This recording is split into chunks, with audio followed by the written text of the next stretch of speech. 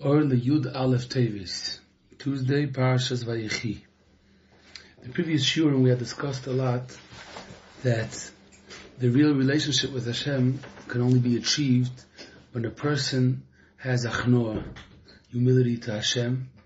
Then a person could form this close relationship with Hashem. So it was an interesting question. A person reached out and he said that in the shiurim you're mainly discussing people, they have a successful life. And Baruch Hashem, they're well off. And then they have a little bump on the way.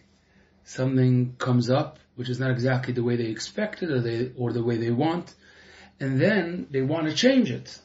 And we're learning in the Emunah and Bitachon, stop wanting to change the world. You should try and understand you're the Nivra, you're supposed to be the humble one. That's how you connect to Hashem. It says there's so many people that are struggling and they have real nisyonos. And some of them, they were born into these nisyonos. You have a person that was at a young age, a little child that's a yosim, an orphan, and they're so zerbrochen, they're so sad, and they have people that are waiting for years for a shidduch, and it's already so many years. It's so hard. And there's people that are waiting for children. People that are sick with all kinds of sicknesses. And the person asked the question, so he phrased it, he said, there's no one to knock. He says, you're saying achno, you're saying a person's supposed to understand his place in this world.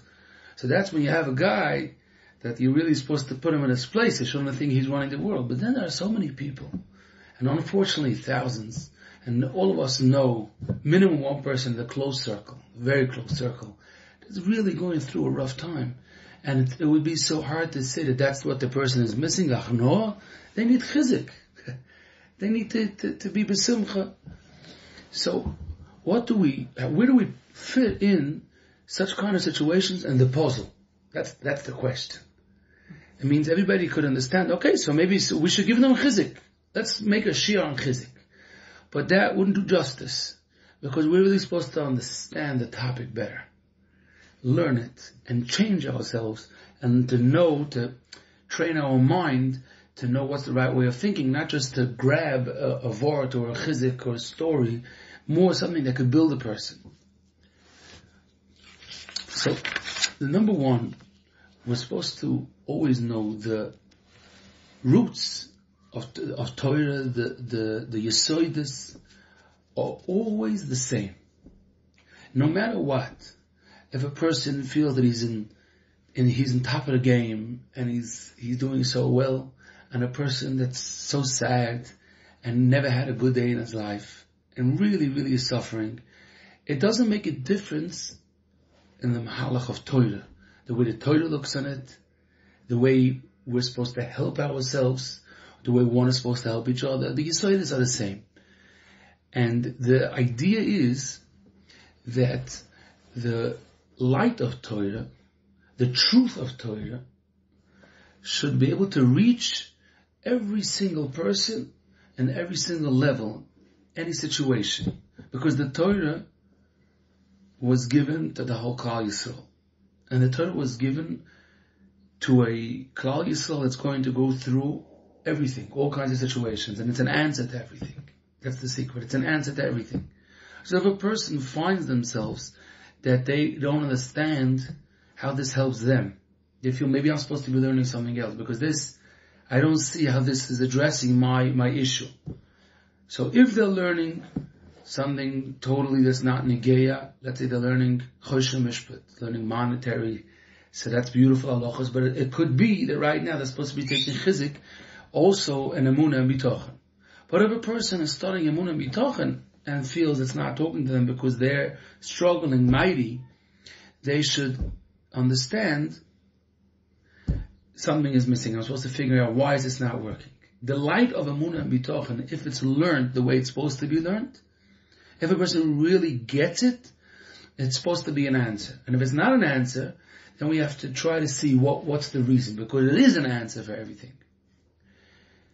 Now, Hashem created the world, and we discussed it, maybe it was 2 or 3 shurim ago, that the system, how Torah is given over, is through a system of a Rebbe and a Talmud. There's a student that learns. That's how it's given over. Now, what's the idea that should be given over in that way? Let's discuss a topic that we didn't yet elaborate. What's the Rebbe supposed to be doing? What is the Rebbe supposed to be doing in order for that child, for that person that wants to understand the Torah, should really get it, he should understand it? The answer is that the Rav, the Rebbe, is supposed to try to break it down until he reaches the level of the person that's sitting across him, so that person should be able to understand it. If the Rebbe is trying to teach a Chumash, so they can't now start discussing what the Ramban says and all the Pshatim, the Orach HaKodesh. No, because you're learning with a child and the child is not going to get it. So let's try to see what concepts is the child aware of that we could try to use it as an example. Let's go into the world of the child. And he knows what it means a king. He learned about a king. He saw pictures of a crown and a king and a gorgeous palace. So now we could try to explain it with Paro and Yosef. We could use those. But if he doesn't know that, then let's go back. We have to back up and say, this is a crown. If not, the person has no idea. I remember watching a family member, little kid. They taught them that in Chodesh Tishrei, they do kaporos. So in Yiddish they say, Mishlocht kaporos. So the Rebbe just said, Mishlocht kaporos. So the child understood it literally, yeah? So you just slam up that's what you do. You just give him a patch for the kaporos. So he was like trying to understand it, like what are you doing? What did he do wrong? They give him a patch. This is all the time happening. It's not only a cute little story of a 2-year-old, it's all the time when the one that's supposed to be understanding the concepts is not really aware what the concepts are. So he just repeats it, or he hears the way that the verbs, or whatever, he doesn't get it. And the tafkid of any Rebbe is to be able to try to see where that child is up to, where that student is up to, and come down all the way to that level and break it up. And that's not only a tool in chinuch.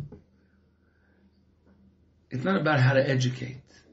It's the way Hashem created the world, Hashem designed it, that every single person that understands something should give it over to the people around them by breaking it up, by coming down to each person's level, and nobody's the same. Hashem made Ein Deyaseh and Shabbos.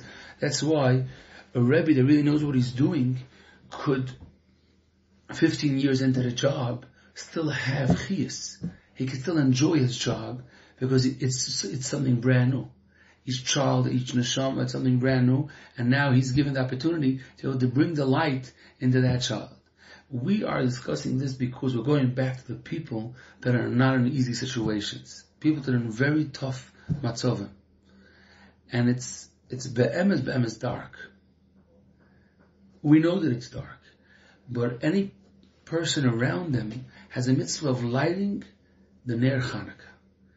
The idea of lighting the menorah is go down there, Lamato Me'asora, bend down to the menorah, and create it to become light there.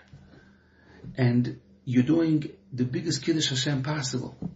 Because Hashem created the darkness to be able to prove to us that Hashem could reach there.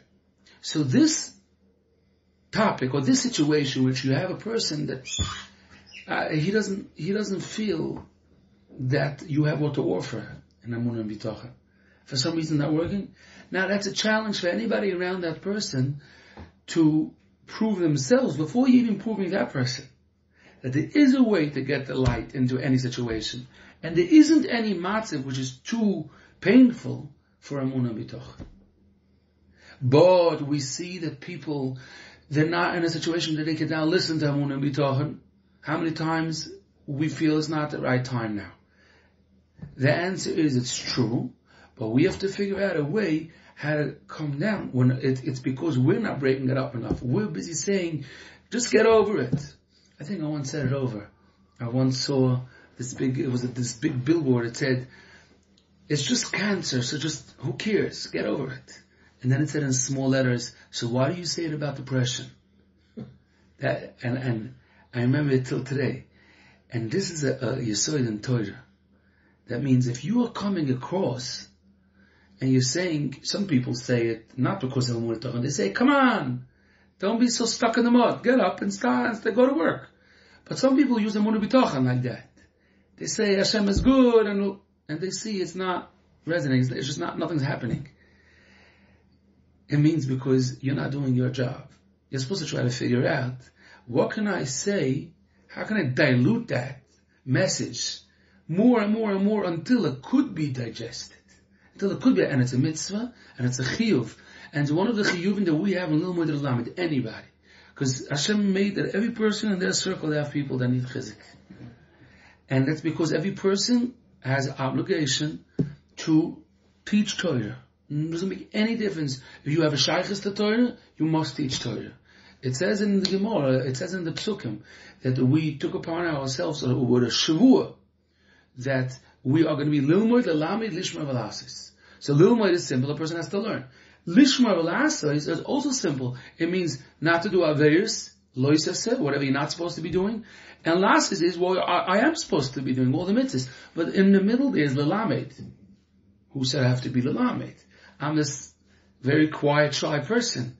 I'm not lalamed, I'm lilmoid. Lilmoid is good enough. We say it every day by davening, by avasayim. It's because Hashem created the world that a person can never be mashlim themselves. It means to perfect yourself in Torah. As much as Torah you're going to learn, if you're not also going to teach it to others, in whichever scenario, whatever it is. Every person is not the same. Some people have family members. Some people could write a nice idea, write it up and send it out. Some people could just give chizik for a little child in the street. Makes no difference. The idea is that light. That it's not only a smile, but a smile is one of those tools. That smile, that light in your face of teaching people, there's real hope. There's a real light there. The Hashem is good. Every person has to be able to convey that message. That's what we're supposed to be understanding. Now, to break it down more, being that that's the topic of the shir, there's a few levels. When you see someone in pain, and we have a mitzvah to bring the light of Emunah and Bitachon, sometimes we're the one. It's not always someone external, but we're just learning that concept. The first step is, if we're going to have to break it down to their level, then we must know what's that level. Where are they up to? What's the pain? We're not teaching psychology and therapy, we're teaching Torah. It happens to be true that Torah is therapy. That happens to be true. It says in all the psukim that Torah brings the real light into a person and comforts the person and heals the soul of a person and everything. But the idea is, I have to understand the exact name of the pain. I said before that's not always external. A lot of times people are not in a good matzav. They're not here. And they don't know why. They know that they don't have, now that they can't concentrate. They know they're upset at everybody. They know that they feel very not good with themselves. And the number one is, try to remind yourself, what triggered it? Was it a phone call? It's going on for the last few hours. You forgot because two things happened along the way. What was that? And what was the point? What was the nakuda? What was the exact thing in that phone call that got you so upset? Was it the information, or was it the way the guy was talking to you? Or was it because you got worried about the future because of that phone call? There's so many different, and a person not always does the math. You just hang up the phone and like crazy people. Why are they doing this? Why is he always doing? And you're not. But if a person opens it up, if a person tries to understand it better, then they can understand which line of Emunah is meant for this situation. And if not, they don't. They don't know if now they're supposed to be calming themselves down, that you're thinking about what's going to be later on. Come on, so many things could change. Maybe that's what you're supposed to be hearing. But you don't even know that it's pachad, that it's because you're worried. If I remember correctly, it was a person from England. He came to the Beis Yisrael, and he said that he feels that we need to have a new new system here, because him and his friends, he says, we're Baruch Hashem well off, we're making money, and we're planning to support our children. So our children can sit and learn, and we could support them. But if they're all planning to sit and learn, then what's going to be with their children? It means who's going to support the grandchildren? We need a new system. And he looked at them and he said, so you're talking about in 50 years, right? You're saying like that, for 20 years you set up, but what's going to be in 50 years? He says, I don't talk to Mishagoyim. He said, you're not being realistic now, that you're now trying to fix it for Hashem, what's going to be. I mean, the world, since pre-COVID, the world changed. We're not even 2 years into this. We're now starting to be, maybe in a few days we'll be 2 years into this. But things changed totally.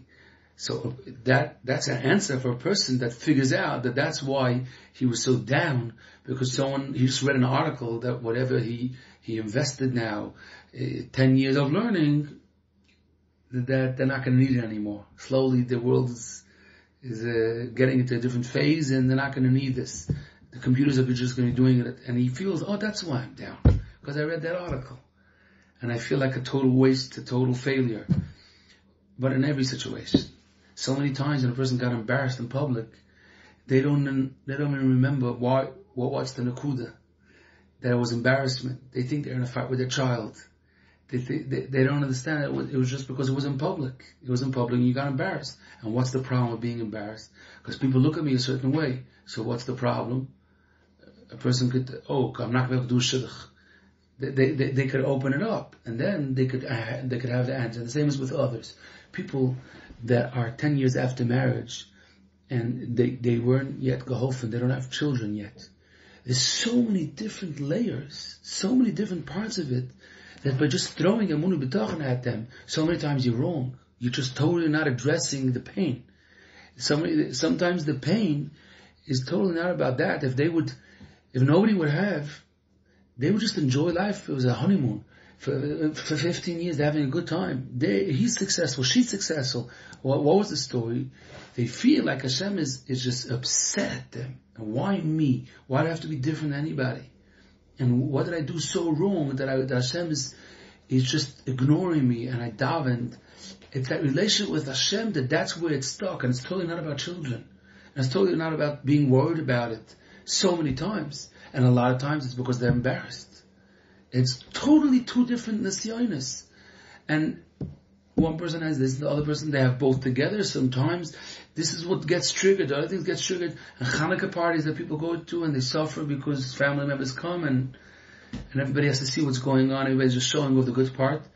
And everybody's keeping the other part at home.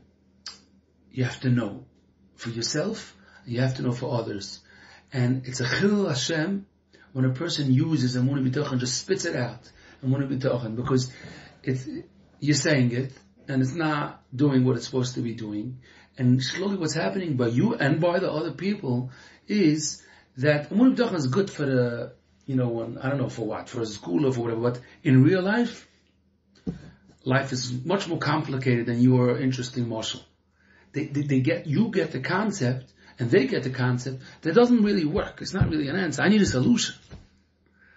And why was that? That was because that was the reason. And in Torah, that's one of the challenges. Any Rebbe that teaches, a teacher in school, it's so important. A teacher in school that doesn't have the patience to break it down and to bring in a law for Torah for their Talmidim. It could be second graders, and some people are so professional, they could bring you in a beautiful sinas Torah, to hate Torah when they're second grade. What could be in second grade?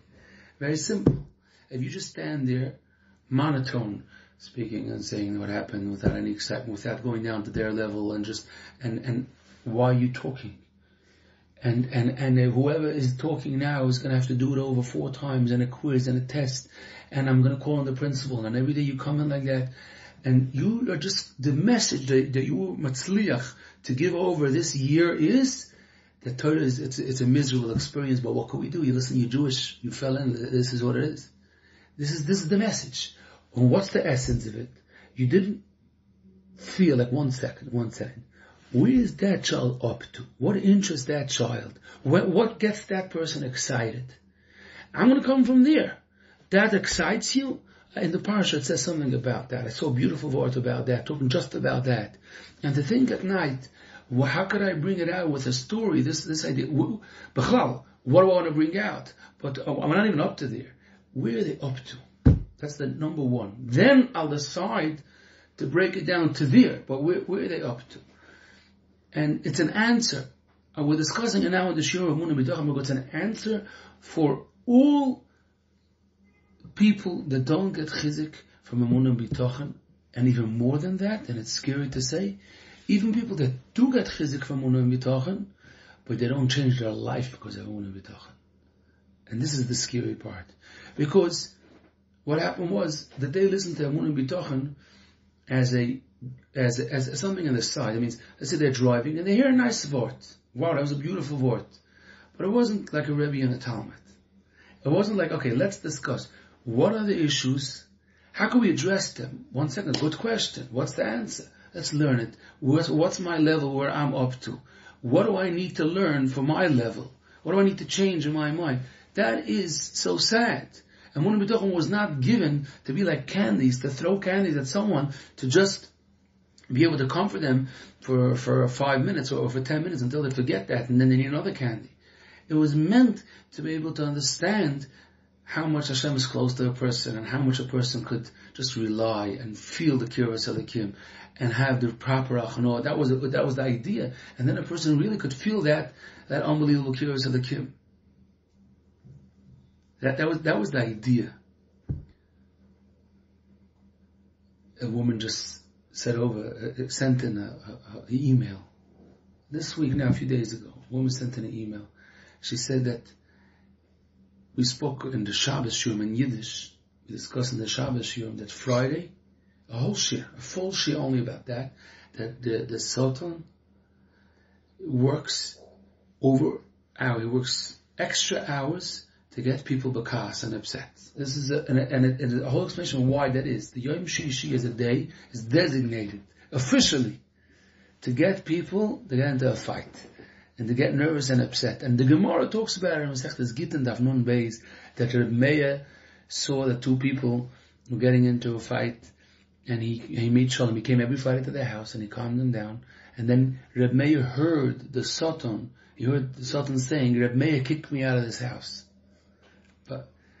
And we discussed it. We said over from Svarim. It says in the Svarim that if a child spills something, or something goes really bad, don't think it has anything to do with that child. Someone pushed him. The Sultan pushed him because the Sultan's trying to get everybody upset, because that's how he can make the person not be able to feel Shabbos. So this woman wrote an email. She said that this past Friday, she decided to make a delicious soup for Shabbos. And she had to leave the house numerous times because she was missing ingredients. Onions and spices, back and forth. She worked her kishkas. She worked so hard. And then she told her husband, she begged her husband to take care. She went to prepare for Shabbos, that he should put up the hot plate. And set it up, and it comes Friday night. He forgot to do it. There's no chicken soup. Cold, it's freezing cold. And she wanted to scream, "I told you, I begged you." And there was no Shabbos food. Everything was cold. The kids were sick with the flu. And it was a real situation leading to disaster. And she reminded herself, hey, that could have been someone out there. She was on her lips to tell her husband, "Why are you looking at me? I told you to do it." He was like blaming. I told you to do it. And she didn't say anything. And she was thinking to herself, Hashem is testing us. And no, Hashem, it's fine, it's good, it's amazing. She said, all of a sudden, I got such a close feeling of a Kiras Elikim. I never experienced that on Shabbos. And it had no explanation, because there was nothing going on in this house that could bring that to sometimes the singing and the children. The children were sick. There was no food. And it wasn't a story from 100 years. This is the Shabbos. It just happened. And it was an amazing Kibbutz Halekim. That is a story of Bitachon. That's what it is. It's a story of applying. It's not a story of getting chizik.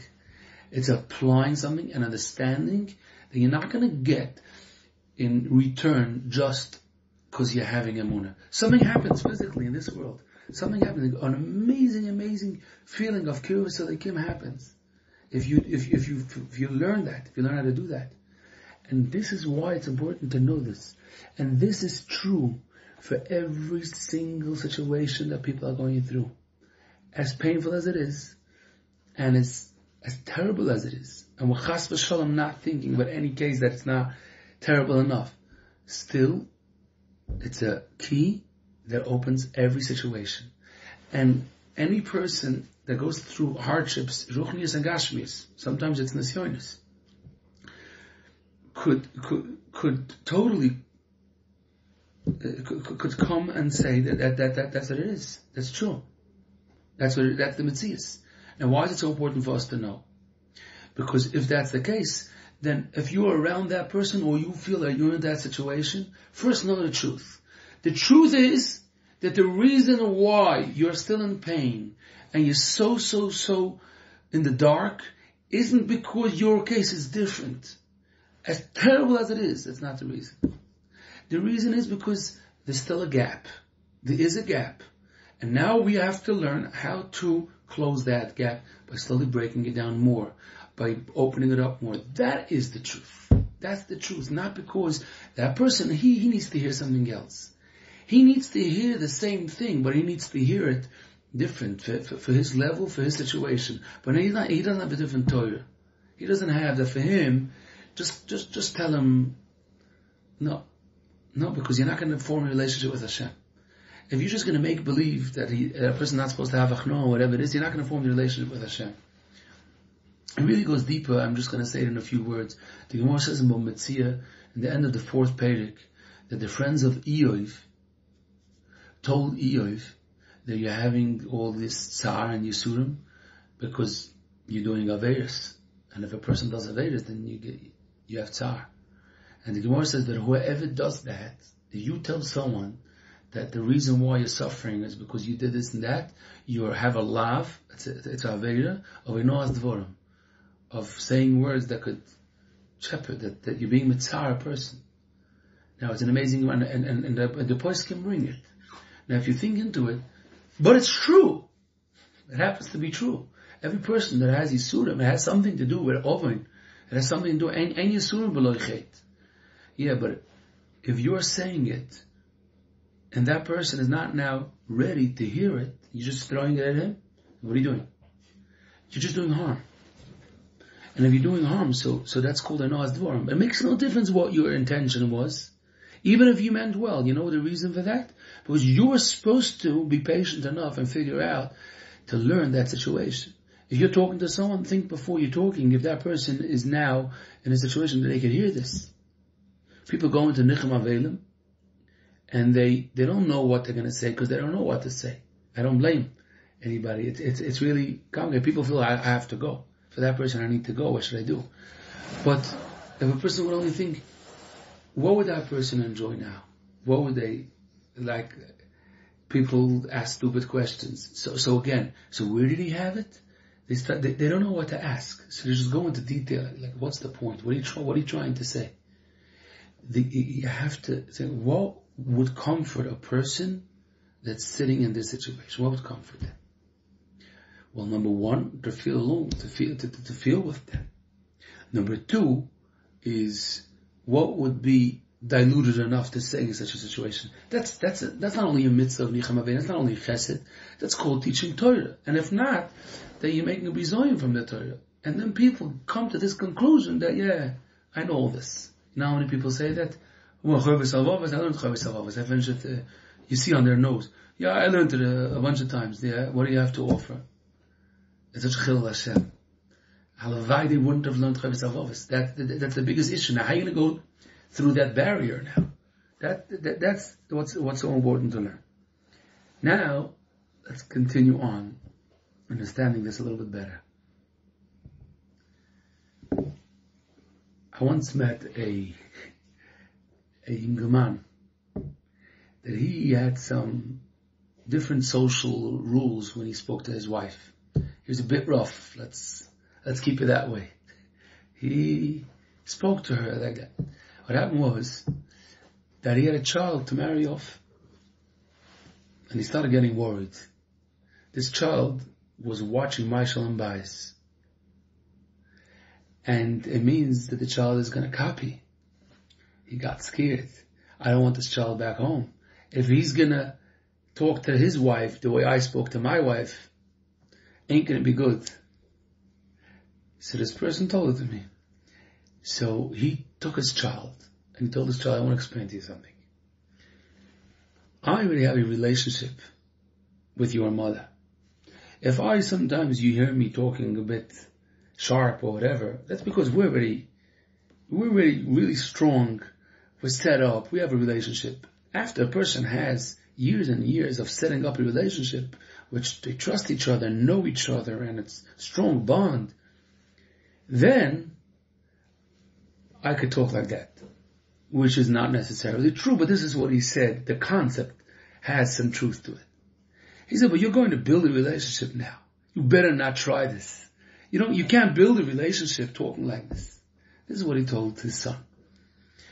Now, this is very important to understand when people are very, very bitter because they're going through very big nisyonos.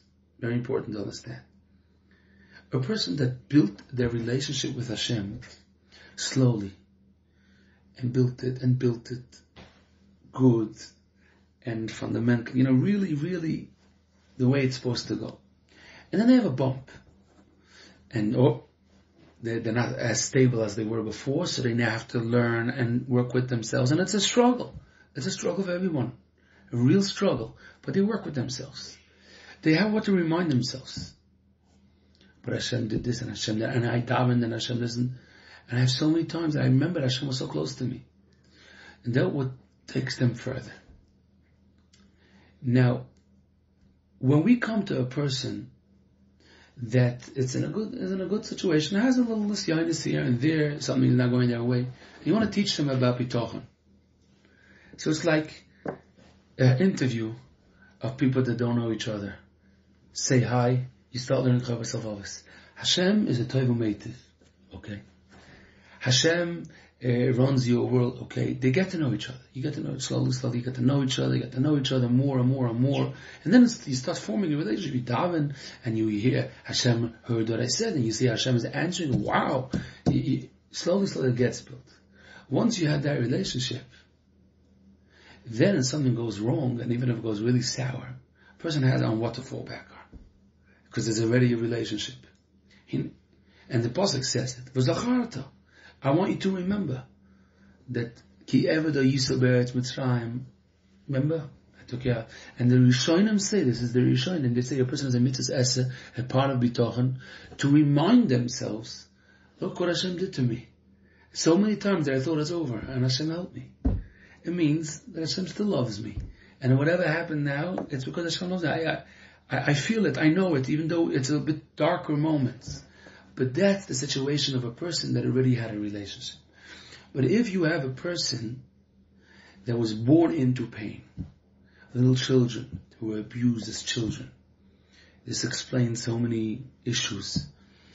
And people that lost a father and mother in childhood, or sickness, so many stories where the person never had a chance to build their relationship. And now, it could be a bit sharp to say it that way, but we need to understand it. When you ask that person, let's get to know Hashem, let's know Chavos Avos, you know what they say in their minds? Who, that guy?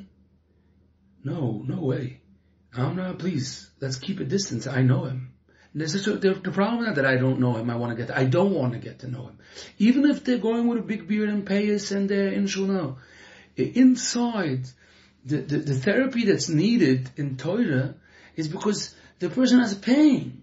Very, very deep pain. The deep pain is, that's the Hashem that embarrassed me in public. Of course I know who Hashem is. How then did I end up in my situation? Why? Why did I have to go through this? And then, we need to break up the Torah so much more. Hey, stop. Don't teach Torah yet.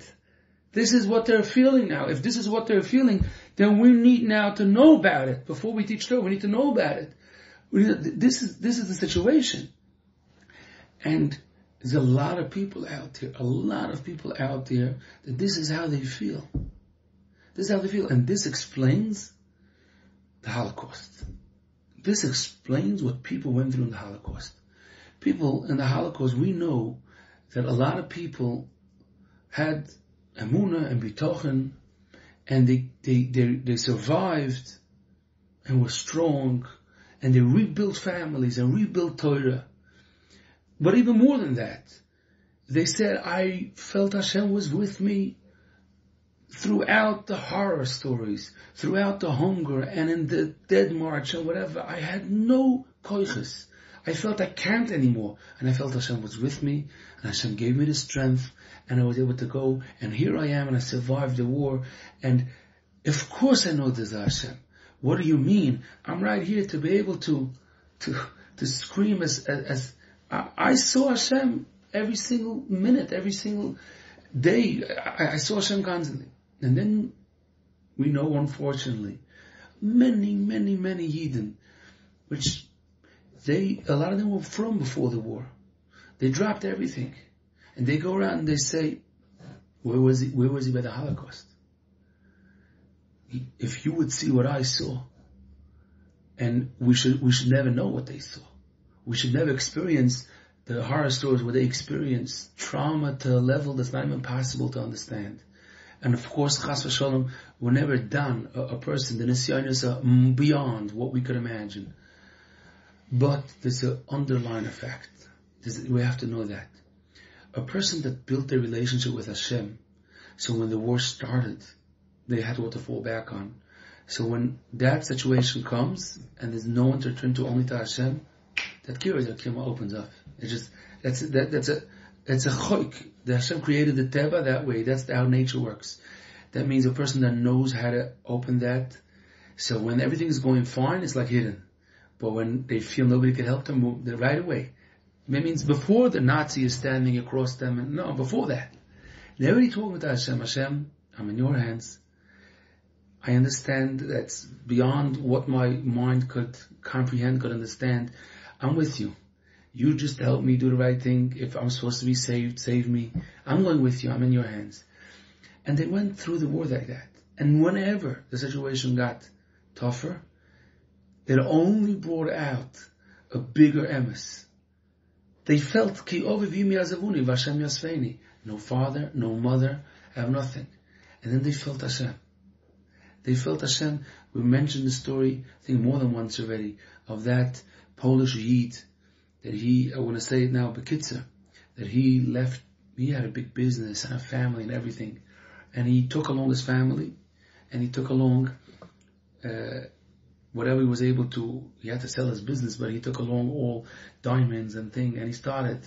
And then he came, and the Nazis took away everything from him. They took away all his suitcases, and he stayed without anything. And then he took away his family, and he was one by himself. And then they undressed. And he was there without clothing. He doesn't have clothing. He doesn't have. And he stood there and he spoke to Hashem. He said, you took everything, I have you. Have Hashem. He survived the war. And he was very successful afterwards. Built a family, business. He was in Eretz Yisrael and Torah. He was very successful. And he said, but I never got that pleasure that I had standing there. That I never regained. Whenever I want to bring myself into a pleasurable thought, that feeling that I had then, I never got again. And it's not a story about the Holocaust. It's a story explaining how it works. And this works for everybody. The story is not, and that's why he survived. Mistam, it's true. Mistam, it's also true, that's why he survived. But that's totally not the story. The story is that's what happens when a person knows what to do and what to think and they have what to fall back on. But the people that didn't learn this before the war, even if they came to shul and they davened and they were, it's hard, it's not geschmack to say, Chassidish guys, and it doesn't help, nothing helps. One thing, if they learned it, if they opened up their relationship with Hashem, if they learned how to be a nichna, they learned how to do that, then they applied it, and when you apply that, then you have no questions. I was 2 years ago, a bit more. I was in Europe. I don't know if I ever said over here this. I think I once said over the story. I was in Europe and I spoke a shir about remembering the tovos that Hashem did and everything. And an old person came over to me, and he said, "You spoke." It was people that I don't know. So I didn't know who the crowd. And an old person came over to me and he told me, "You could speak about remembering all the good that Hashem did? How could you speak like that? You know what people went through in the war. You know what they went through. You should not talk like that. How old are you?" He gave me he asked me, "How old are you?" There's a whole group there. You could say that. I didn't answer. I saw he's not looking for an answer and everything. And then, when I left that group of people, someone comes over to me and says, "The guy's all of 70 years old. He wasn't by the war. I just don't want you should think that he's." And I smirked. I smiled. Then I told it over to someone. And the person tells me, "What do you mean? Of course he wasn't by the war. You heard the way he spoke." That's what I hear. If he was by the war, he wouldn't say such things. He would know the tovos that Hashem did. But it's not so true. It's not so true. It depends. It depends what was he before the war. What was that person? Was that person ready to be able to have what the thing? And then, all these people that went through the Holocaust, they reached much more levels. They were never up to that level before the war because they couldn't. They never had these situations, these nisyonis. But they were strong enough to be able to go to the next level. They learned the Yesodis, so they know what to use, what kind of machshavas, and then it just opens up a fountain of Kiras Elikim. When we see people that are bitter and they're in pain and they're suffering, we feel for them. We cry with them. We cry with them. Because we feel their pain, because the Shekhinah is in pain. And here we're reaching a point of the shir, which is the most important, to finish off the shir. There are a lot of things that seem to contradict. They only contradict if you put 2 before 1. If you turn it over and you put 1 before 2, then they don't contradict.